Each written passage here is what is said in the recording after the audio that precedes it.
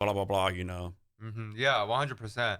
And the other thing I do is I download this software called Streak. It give you like a read recipient to see if they actually read the email or not. And that's kind of helpful seeing, a billionaire or a successful founder actually read your email. And someone like, I know you can see they actually, That has to be a good indicator. yeah, yeah. And then I just reach out to them again with a follow up. So how do you get all these people's emails? Is it a tool you use, or how do you hmm research these emails? I'm sure Uh, some of these people like hide their emails. Yeah, yeah. In the early stage, like one was just learning, it's just guessing their Mhm. email, first name plus their business domain.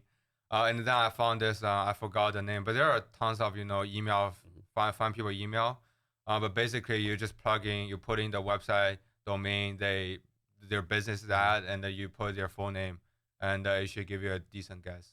And I see they different when you have a someone tech in their team. Yeah, yeah. And one reason is startup, the chance for like a startup to succeed is so slim Mhm. that I realize it has to have A plus players. Like all the team has to be A plus players. And if the member is not A plus yet, at least you need to see they are going to become A Yeah. plus players. And that's really important. So talk about this. I don't know if you've done this or not, but well, let me ask you this: have you and your tech co-founder figured out how to do the equity split? Equity split, Yeah. yeah. So can you don't to give details, but can you talk about the discussion, like how you figured it out and the hmm process for that? I mean, a lot of it is incentive. I think that's why it's beneficial to having different purpose to start startup.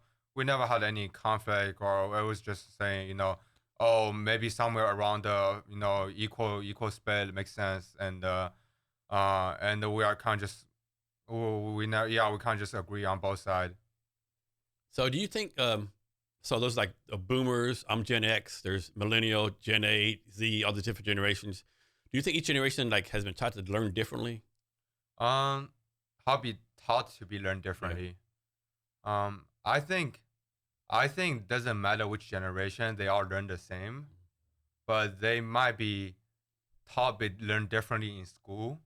And with internet really with YouTube, I think it's easier for students to for people to really learn how the brain learn, I guess. Like for example, people think like when people are taking notes, they like to take linear notes, but that's not really how the brain memorize or remember information. What brain does is they have different nuance that and it really established based on connections between different nuance. One example is if I bring up Apple, you might think about Apple as a company, you might think about Apple as a fruit, you might think about Apple with Steve Jobs, you might think about Apple with one apple a day make the doctor away. So those are all connections that's put in there